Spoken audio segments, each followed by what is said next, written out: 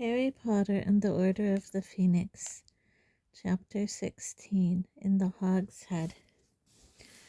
Hermione made no mention of Harry giving Defense Against the Dark Arts lessons for 2 whole weeks after her original suggestion. Harry's detentions with Umbridge were finally over. He doubted whether the words now etched into the back of his hand would ever fade entirely. Ron had had 4 more Quidditch practices and not been shouted at during the last 2, and all 3 of them had managed to vanish their mice in Transfiguration.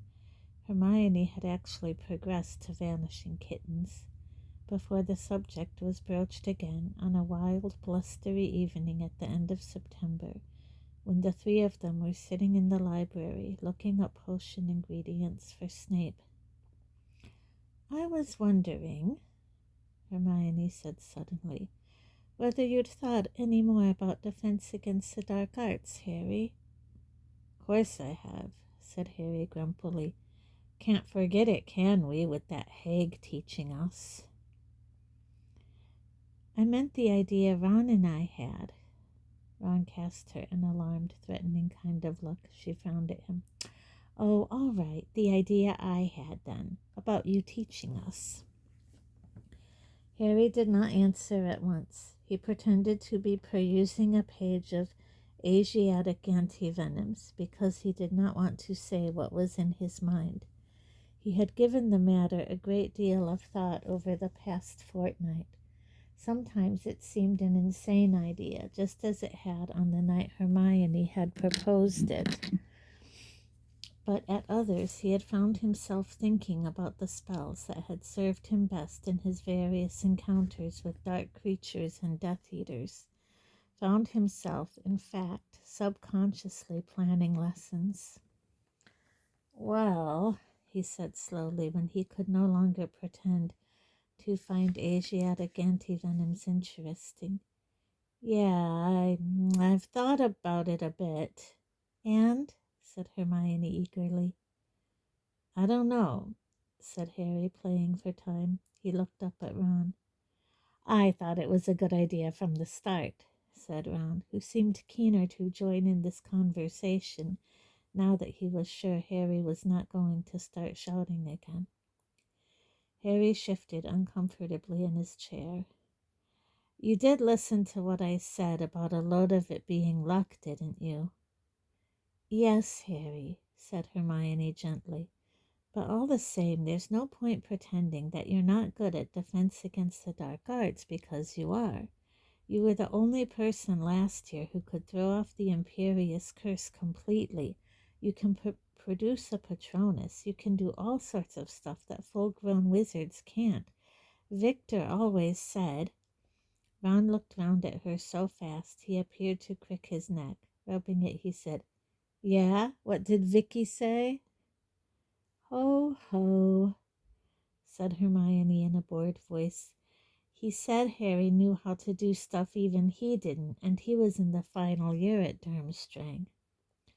Ron was looking at Hermione suspiciously. "You're not still in contact with him, are you?" "So what if I am?" said Hermione coolly, though her face was a little pink. "I can have a pen pal if I—" "He didn't only want to be your pen pal," said Ron accusingly. Hermione shook her head exasperatedly and, ignoring Ron, who was continuing to watch her, said to Harry, "Well, what do you think? Will you teach us?" "Just you and Ron, yeah?" "Well," said Hermione, looking a mite anxious again. "Well, now, don't fly off the handle again, Harry, please, but I really think you ought to teach anyone who wants to learn. I mean, we're talking about defending ourselves against Voldemort. Oh, don't be pathetic, Ron. It doesn't seem fair if we don't offer the chance to other people." Harry considered this for a moment, then said, "Yeah, but I doubt anyone except you two would want to be taught by me. I'm a nutter, remember?" "Well, I think you might be surprised how many people would be interested in hearing what you've got to say," said Hermione seriously. Look. She leaned towards him. Ron, who was still watching her with a frown on his face, leaned forwards to listen too. You know, the first weekend in October is a Hogsmeade weekend. How would it be if we tell anyone who's interested to meet us in the village and we can talk it over? Why do we have to do it outside school? Said Ron. Because, said Hermione, returning to the diagram of the Chinese chomping cabbage she was copying, I don't think Umbridge would be very happy if she found out what we were up to. Harry had been looking forward to the weekend trip into Hogsmeade, but there was one thing worrying him. Sirius had maintained a stony silence since he had appeared in the fire at the beginning of September. Harry knew they had made him angry by saying they didn't want him to come, but he still worried from time to time that Sirius might throw caution to the winds and turn up anyway. What were they going to do if the great black dog came bounding up the street towards them in Hogsmeade, perhaps under the nose of Draco Malfoy? Well, you can't blame him for wanting to get out and about, said Ron when Harry discussed his fears with him and Hermione. I mean, he's been on the run for over 2 years, hasn't he? And I know that can't have been a laugh, but at least he was free, wasn't he? And now he's just shut up all the time with that ghastly elf. Hermione scowled at Ron, but otherwise ignored the slight on creature.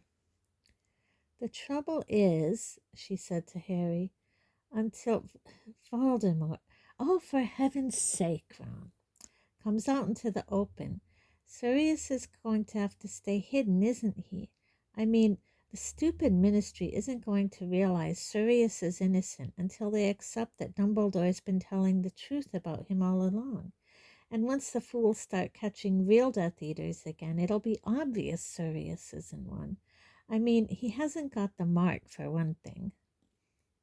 I don't reckon he'd be stupid enough to turn up, said Ron bracingly. Dumbledore'd go mad if he did, and Sirius listens to Dumbledore even if he doesn't like what he hears. When Harry continued to look worried, Hermione said, Listen, Ron and I have been sounding out people who we thought might want to learn some proper defense against the dark arts, and there are a couple who seem interested. We've told them to meet us in Hogsmeade. Right, said Harry vaguely, his mind still on Sirius. Don't worry, Harry, Hermione said quietly. You've got enough on your plate without Sirius, too. She was quite right, of course. He was barely keeping up with his homework, though he was doing much better now that he was no longer spending every evening in detention with Umbridge.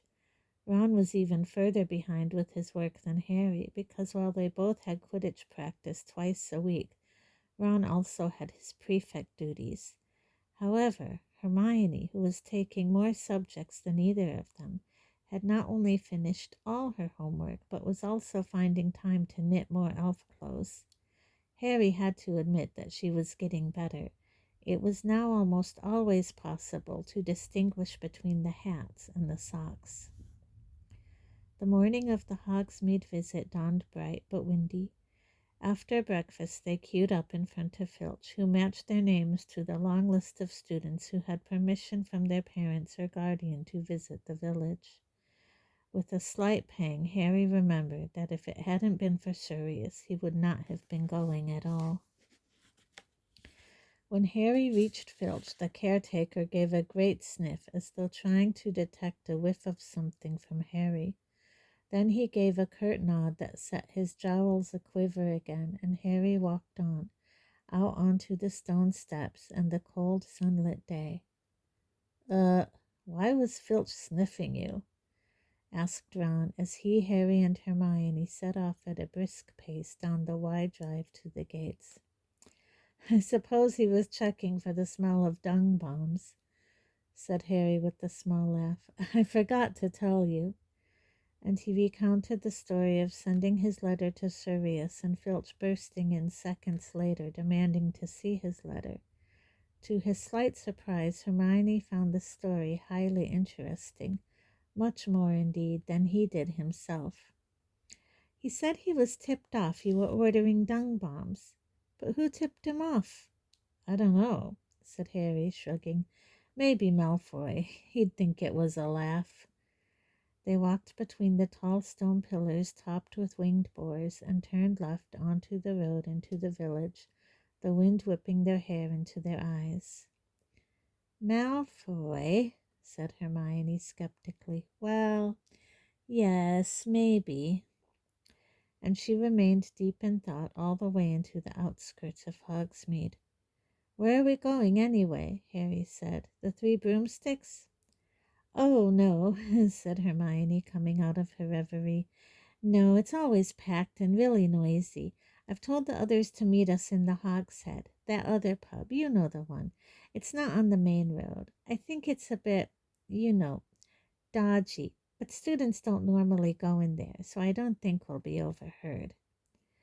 They walked down the main street past Zonko's Wizarding Joke Shop, where they were not surprised to see Fred, George, and Lee Jordan pass the post office, from which owls issued at regular intervals, and turned up a side street at the top of which stood a small inn. A battered wooden sign hung from a rusty bracket over the door, with a picture on it of a wild boar's severed head, leaking blood onto the white cloth around it. The sign creaked in the wind as they approached. All three of them hesitated outside the door. Well, come on, said Hermione slightly nervously. Harry led the way inside. It was not at all like the Three Broomsticks, whose large bar gave an impression of gleaming warmth and cleanliness. The Hogshead bar comprised one small, dingy, and very dirty room that smelled strongly of something that might have been goats.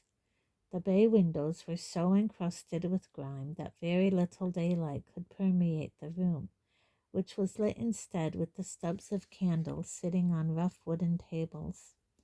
The floor seemed at first glance to be compressed earth, though as Harry stepped onto it he realized that there was stone beneath what seemed to be the accumulated filth of centuries. Harry remembered Hagrid mentioning this pub in his first year. You get a lot of funny folk in the Hogshead, he had said, explaining how he had won a dragon's egg from a hooded stranger there. At the time, Harry had wondered why Hagrid had not found it odd that the stranger kept his face hidden throughout their encounter. Now he saw that keeping your face hidden was something of a fashion in the Hogshead. There was a man at the bar whose whole head was wrapped in dirty gray bandages, though he was still managing to gulp endless glasses of some smoking, fiery substance through a slit over his mouth. Two figures, shrouded in hoods, sat at a table in one of the windows. Harry might have thought them Dementors if they had not been talking in strong Yorkshire accents, and in a shadowy corner beside the fireplace sat a witch, with a thick black veil that fell to her toes. They could just see the tip of her nose because it caused the veil to protrude slightly. I don't know about this, Hermione, Harry muttered as they crossed to the bar. He was looking particularly at the heavily veiled witch. Has it occurred to you Umbridge might be under that? Hermione cast an appraising eye over the veiled figure. Umbridge is shorter than that woman, she said quietly. And anyway, even if Umbridge does come in here, there's nothing she can do to stop us, Harry, because I've double and triple checked the school rules. We're not out of bounds. I specifically asked Professor Flitwick whether students were allowed to come in the Hogshead, and he said yes, but he advised me strongly to bring our own glasses. And I've looked up everything I can think of about study groups and homework groups, and they're definitely allowed. I just don't think it's a good idea if we parade what we're doing. No, said Harry dryly, especially as it's not exactly a homework group you're planning, is it? The barman sidled towards them out of a back room. He was a grumpy-looking old man with a great deal of long gray hair and beard. He was tall and thin and looked vaguely familiar to Harry. What? He grunted. 3 butterbeers, please, said Hermione. The man reached beneath the counter and pulled up 3 very dusty, very dirty bottles, which he slammed on the bar. 6 sickles, he said. I'll get them, said Harry quickly, passing over the silver. The barman's eyes traveled over Harry, resting for a fraction of a second on his scar. Then he turned away and deposited Harry's money in an ancient wooden till, whose drawers slid open automatically to receive it. Harry, Ron, and Hermione retreated to the furthest table from the bar and sat down, looking around. The man in the dirty gray bandages rapped the counter with his knuckles and received another smoking drink from the barman. You know what? Ron murmured, looking over at the bar with enthusiasm. We could order anything we like in here. I bet that bloke would sell us anything. He wouldn't care. I've always wanted to try fire whiskey. You are a prefect, snarled Hermione. Oh, said Ron, the smile fading from his face. Yeah. So who did you say is supposed to be meeting us? Harry asked, wrenching open the rusty top of his butterbeer and taking a swig. Just a couple of people, Hermione repeated, checking her watch and looking anxiously towards the door. I told them to be here about now, and I'm sure they all know where it is. Oh, look, this might be them now. The door of the pub had opened. A thick band of dusty sunlight split the room in two for a moment and then vanished, blocked by the incoming rush of a crowd of people.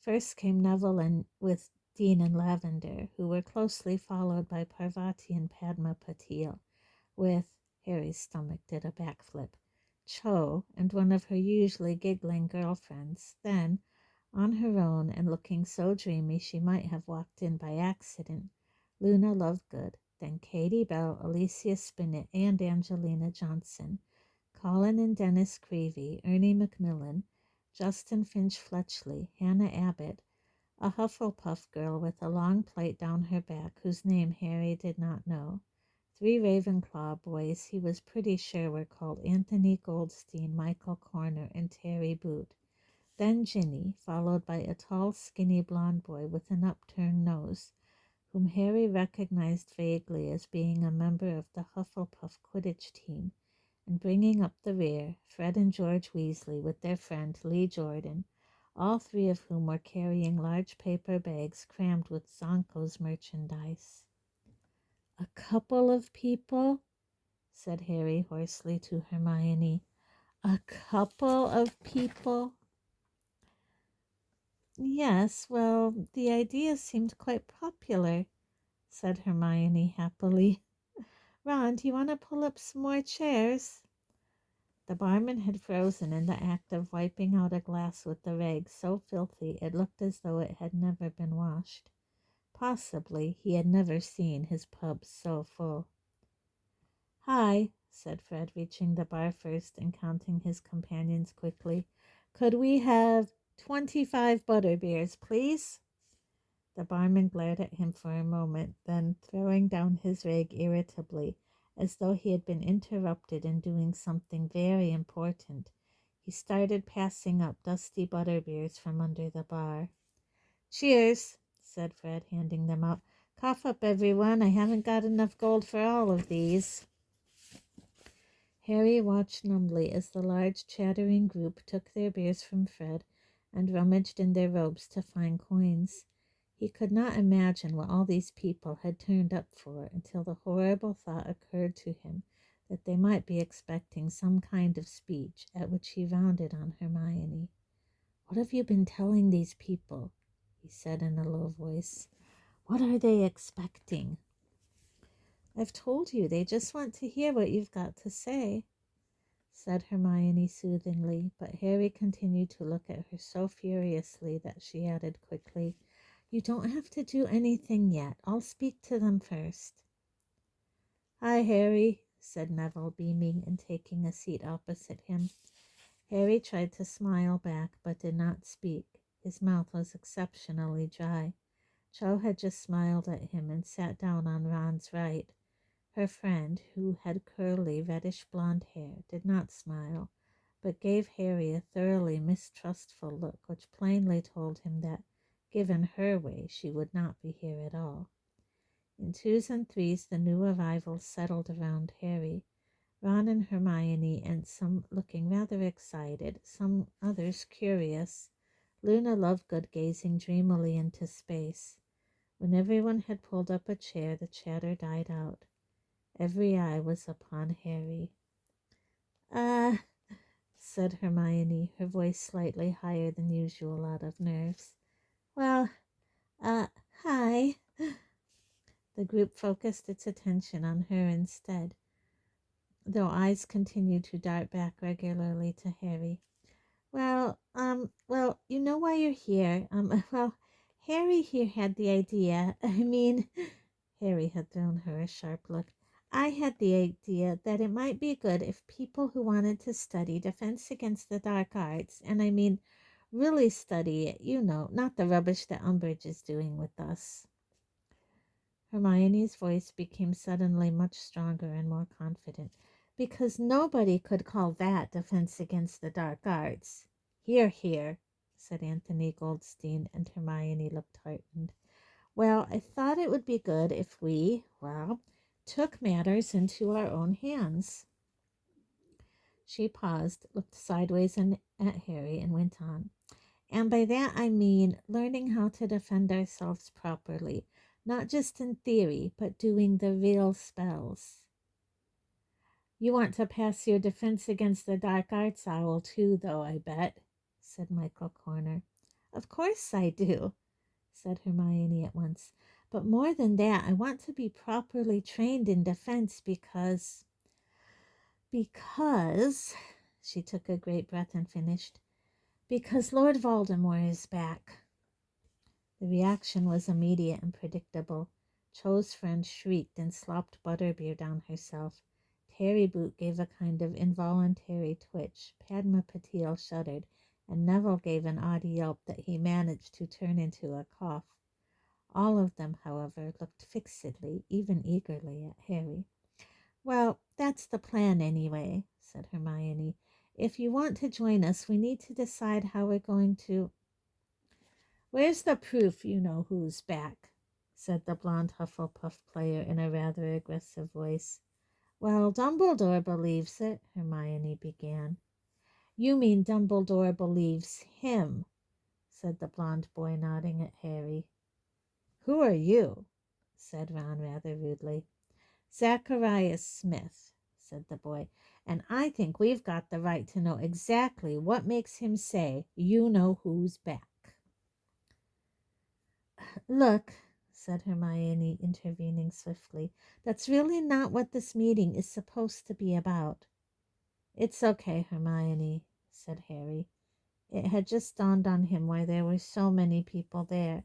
He thought Hermione should have seen this coming. Some of these people, maybe even most of them, had turned up in the hopes of hearing Harry's story firsthand. What makes me say you know who's back? He asked, looking Zacharias straight in the face. I saw him, but Dumbledore told the whole school what happened last year, and if you didn't believe him, you won't believe me, and I'm not wasting an afternoon trying to convince anyone. The whole group seemed to have held its breath while Harry spoke. Harry had the impression that even the barman was listening. He was wiping the same glass with the filthy rag, making it steadily dirtier. Zacharias said dismissively, All Dumbledore told us last year was that Cedric Diggory got killed by you-know-who, and that you brought Diggory's body back to Hogwarts. He didn't give us details. He didn't tell us exactly how Diggory got murdered. I think we'd all like to know. If you've come to hear exactly what it looks like when Voldemort murders someone, I can't help you, Harry said. His temper, always so close to the surface these days, was rising again. He did not take his eyes from Zacharias Smith's aggressive face, and was determined not to look at Cho. I don't want to talk about Cedric Diggory, all right? So if that's what you're here for, you might as well clear out. He cast an angry look in Hermione's direction. This was, he felt, all her fault. She had decided to display him like some sort of freak, and of course they had all turned up to see just how wild his story was. But none of them left their seats, not even Zacharias Smith, though he continued to gaze intently at Harry. So, said Hermione, her voice very high-pitched again. So, like I was saying, if you want to learn some defense, then we need to work out how we're going to do it, how often we're going to meet, and where we're going to... Is it true, interrupted the girl with the long plait down her back, looking at Harry, that you can produce a Patronus? There was a murmur of interest around the group at this. Yeah, said Harry slightly defensively. A corporeal Patronus. The phrase stirred something in Harry's memory. You don't know Madame Bones, do you? He asked. The girl smiled. She's my auntie, she said. I'm Susan Bones. She told me about your hearing. So, is it really true? You make a stag Patronus? Yes, said Harry. Blimey, Harry, said Lee, looking deeply impressed. I never knew that. Mum told Ron not to spread it around, said Fred, grinning at Harry. She said you got enough attention as it was. She's not wrong, mumbled Harry, and a couple of people laughed. The veiled witch, sitting alone, shifted very slightly in her seat. And did you kill a basilisk with that sword in Dumbledore's office? Demanded Terry Boot. That's what one of the portraits on the wall told me when I was in there last year. Yeah, I did, yeah, said Harry. Justin Finch Fletchley whistled. The Creevy brothers exchanged awestruck looks, and Lavender Brown said, Wow, softly. Harry was feeling slightly hot around the collar now. He was determinedly looking anywhere but at Cho. And in our first year, said Neville to the group at large, he saved that philological stone. Philosophers, hissed Hermione. Yes, that, from you-know-who, finished Neville. Hannah Abbott's eyes were as round as galleons. And that's not to mention, said Cho. Harry's eyes snapped across to her. She was looking at him, smiling. His stomach did another somersault. All the tasks he had to get through in the Triwizard Tournament last year, getting past dragons and merpeople and acromantula and things. There was a murmur of impressed agreement around the table. Harry's insides were squirming. He was trying to arrange his face so that he did not look too pleased with himself. The fact that Cho had just praised him made it much, much harder for him to say the thing he had sworn to himself he would tell them. Look, he said, and everyone fell silent at once. I don't want to sound like I'm trying to be modest or anything, but I had a lot of help with all that stuff. Not with the dragon, you didn't, said Michael Corner at once. That was a seriously cool bit of flying. Yeah, well, said Harry, feeling it would be churlish to disagree. And nobody helped you get rid of those Dementors this summer, said Susan Bones. No, said Harry, no. Okay, I know I did bits of it without help, but the point I'm trying to make is, are you trying to weasel out of showing us any of this stuff? Said Zacharias Smith. Here's an idea, said Ron loudly before Harry could speak. Why don't you shut your mouth? Perhaps the word weasel had affected Ron particularly strongly. In any case, he was now looking at Zacharias as though he would like nothing better than to thump him. Zacharias flushed. Well, we've all turned up to learn from him, and now he's telling us he can't really do any of it, he said. That's not what he said, snarled Fred. Would you like us to clean your ears out for you? Inquired George, pulling a long and lethal-looking metal instrument from inside one of the Zonko's bags.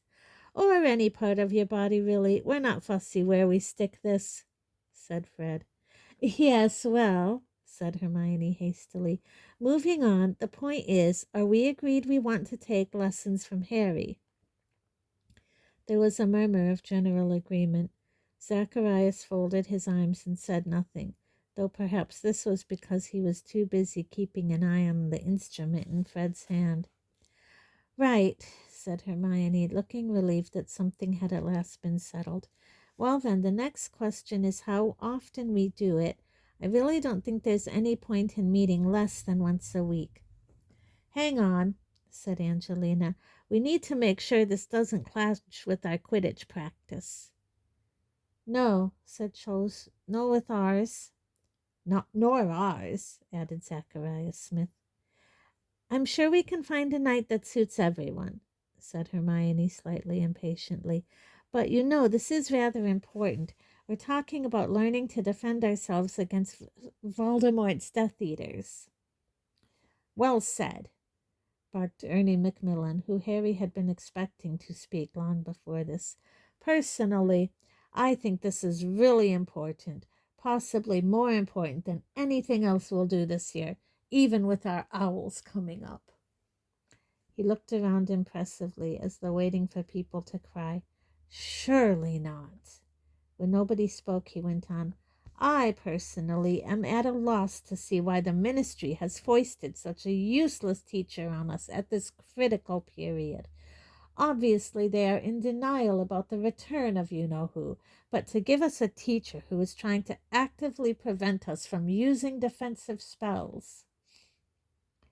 We think the reason Umbridge doesn't want us trained in defense against the dark arts, said Hermione, is that she's got some mad idea that Dumbledore could use the students in the school as a kind of private army. She thinks he'd mobilize us against the ministry. Nearly everybody looked stunned at this news, everybody except Luna Lovegood, who piped up, Well, that makes sense. After all, Cornelius Fudge has got his own private army. What? Said Harry, completely thrown by this unexpected piece of information. Yes, he's got an army of heliopaths, said Luna solemnly. No, he hasn't, snapped Hermione. Yes, he has, said Luna. What are heliopaths? Said Neville, looking blank. They're spirits of fire, said Luna, her protuberant eyes widening so that she looked madder than ever. Great, tall, flaming creatures that gallop across the ground, burning everything in front of... They don't exist, Neville, said Hermione tartly. Oh, yes, they do, said Luna angrily. I'm sorry, but where's the proof of that? Snapped Hermione. There are plenty of eyewitness accounts. Just because you're so narrow-minded, you need to have everything shoved under your nose before you... Hem, said Ginny, in such a good imitation of Professor Umbridge that several people looked around in alarm and then laughed. Weren't we trying to decide how often we're going to meet and have defense lessons? Yes, said Hermione at once. Yes, we were. You're right, Ginny. Well, once a week sounds cool, said Lee Jordan. As long as, began Angelina. Yes, we know about the Quidditch, said Hermione in a tense voice. Well, the other thing to decide is where we're going to meet. This was rather more difficult. The whole group fell silent. Library?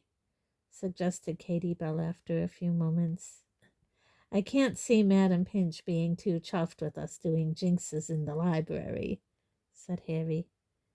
Maybe an unused classroom, said Dean. Yeah, said Ron. McGonagall might let us have hers. She did when Harry was practicing for the Triwizard. But Harry was pretty certain that McGonagall would not be so accommodating this time. For all that Hermione had said about study and homework groups being allowed, he had the distinct feeling that this one might be considered a lot more rebellious. Right, well, we'll try to find somewhere, said Hermione. We'll send a message on to everybody when we've got a time and place for the first meeting. She rummaged in her bag and produced parchment and a quill, then hesitated, rather as though she was steeling herself to say something. I I think everybody should write their name down just so we know who was here.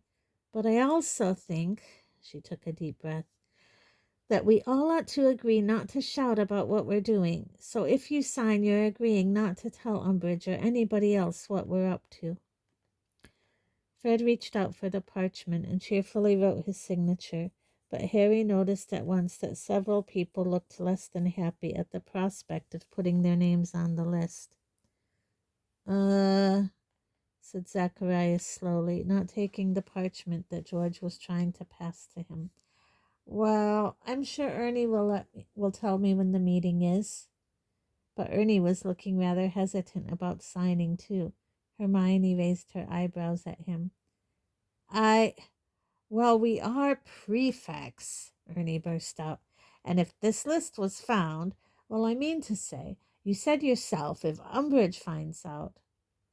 You just said this group was the most important thing you'd do this year, Harry reminded him.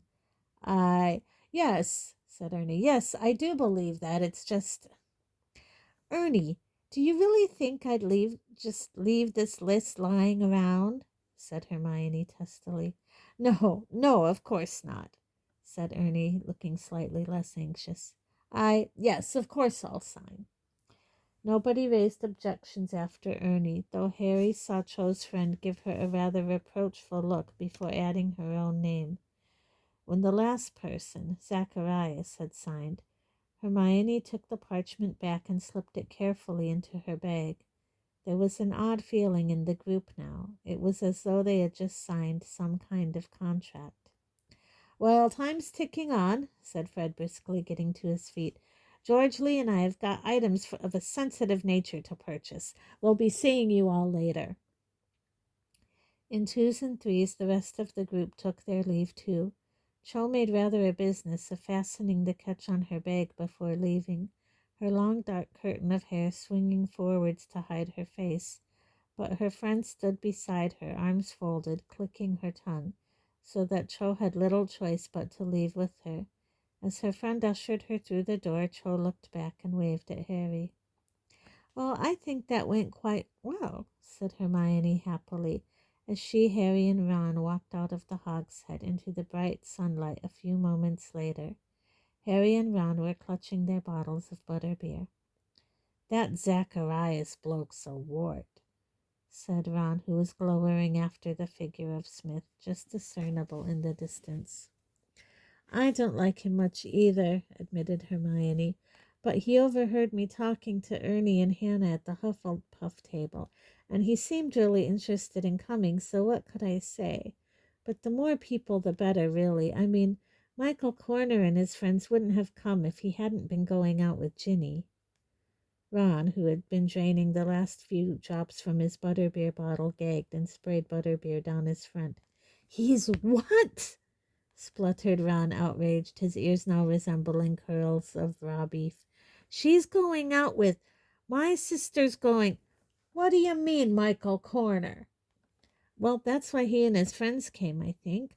Well, they're obviously interested in learning defense, but if Ginny hadn't told Michael what was going on... When did she... They met at the Yule Ball and got together at the end of last year, said Hermione composedly. They had turned into the high street, and she paused outside Scriven Shaft's quill shop, where there was a handsome display of pheasant feather quills in the window. I could do with a new quill. She turned into the shop. Harry and Ron followed her. Which one was Michael Corner? Ron demanded furiously. The dark one, said Hermione. I didn't like him, said Ron at once. Big surprise, said Hermione under her breath. But, said Ron, following Hermione along a row of quills and copper pots, I thought Ginny fancied Harry. Hermione looked at him rather pityingly and shook her head. Ginny used to fancy Harry, but she gave up on him months ago. Not that she doesn't like you, of course, she added kindly to Harry while she examined a long black and gold quill. Harry, whose head was still full of Cho's parting wave, did not find the subject quite as interesting as Ron, who was positively quivering with indignation. But it did bring something home to him that until now he had not really registered. "So that's why she talks now?" he asked Hermione. "She never used to talk in front of me." "Exactly," said Hermione. "Yes, I think I'll have this one." She went up to the counter and handed over 15 sickles and 2 canutes, with Ron still breathing down her neck. "Ron," she said severely as she turned and trod on his feet, "this is exactly why Ginny hasn't told you she's seeing Michael. She knew you'd take it badly, so don't harp on about it, for heaven's sake." "What do you mean? Who's taking anything badly? I'm not going to harp on about anything." Ron continued to chunter under his breath all the way down the street. Hermione rolled her eyes at Harry and then said in an undertone, while Ron was still muttering imprecations about Michael Corner, "And talking about Michael and Ginny, what about Cho and you?" "What do you mean?"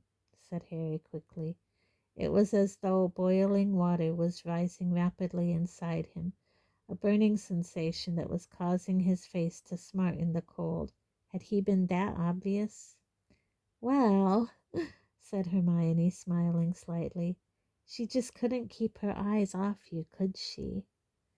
Harry had never before appreciated just how beautiful the village of Hogsmeade was.